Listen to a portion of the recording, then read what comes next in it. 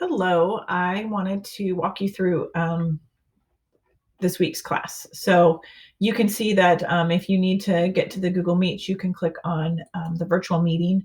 You need to add this calendar to your calendar with the link. And if you've already done that, um, um, if you've already had it at the beginning of the semester, you should still have it. And if you do that, then when you click on the Google Meets, you can see that the meetings will show up here if you're signed into our calendar. So make sure you do that, and that will help you guys get into your meets.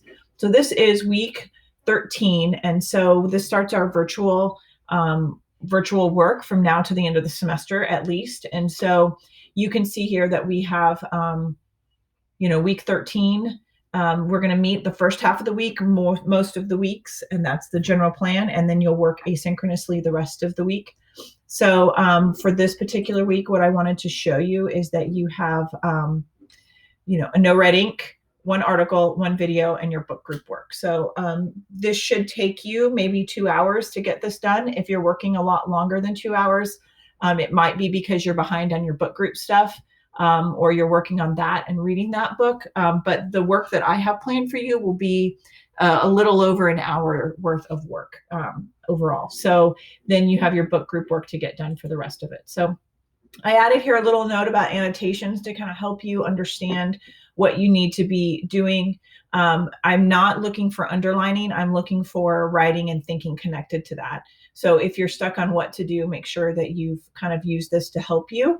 And then make sure that you don't just underline things, because that's not annotating, that's underlining. And annotation should help give you shortcuts when you come back to the article later. So if you just underlined, you're still going to have to read the entire paragraph to understand the context of it and what's going on. So if something's important enough to underline, add a few words next to it to kind of help you remember why you underlined that important section or item.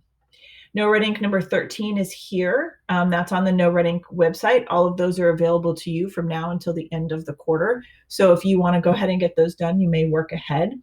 You may not work behind, so make sure that you are getting those done. The article is Power Sickness, and I've included the citation here for you. But this is to read and annotate. This is a shorter article than the one before, so I anticipate this taking you maybe 30 minutes or so to get through to read it and to annotate it, maybe 45 at the most. And then you have this 12-minute video by Erica Chenoweth, and so you have a note guide to complete as you're working through. So I expect that you'll have the note guide pulled up while you're working in a split screen section, and you can pause the video and fill it out as you go.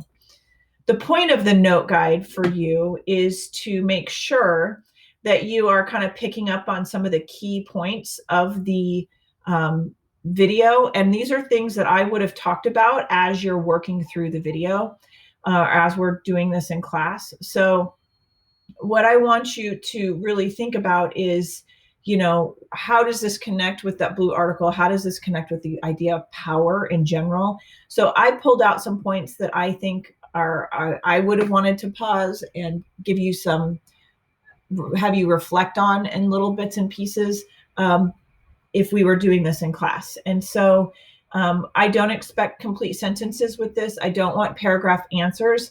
A list, for example, what are her credentials? That would be the first thing to start with. Just kind of stating what she said in these particular topics are fine. Do not, like I said, do not write complete sentences. The point of this is not to write out more paragraphs. It's just for you to make sure that you're keying into some of those major important sections. And the reason why I picked these is that these are the things that I've noticed it connecting with the blue article or topics that we're studying. And so this kind of helps you understand maybe that. The most important section here is right here at the bottom, this chart. So this is where you're doing your own thinking.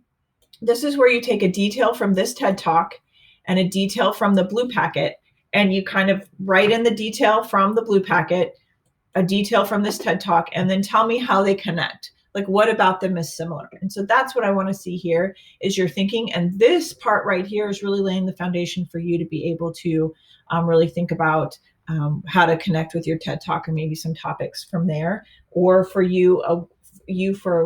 to kind of see how somebody who creates a TED Talk is really kind of pulling these ideas together. And so this will help you kind of learn how to structure your own TED Talk later. So this will take maybe twice as long to do this as the video itself. So this is about, if it's a 12-minute video, maybe 30 minutes to do this, at the most 45. So this may be a class period to do this particular video. So that is that. And then you've got your book group stuff to do. And so those are the things to do this week. So it should take you less time than what we would spend in class together if we were in a normal 5-day week. If you are spending a lot more time than that on this, please let me know, especially if it's technology things I can make more simple, or if the things that I'm asking you to do are taking you a lot longer. Let me know, because I want to have a good indication of the amount of work you're getting and how long it is taking. So if you have any questions, please reach out. You know that you can set up an independent meeting here,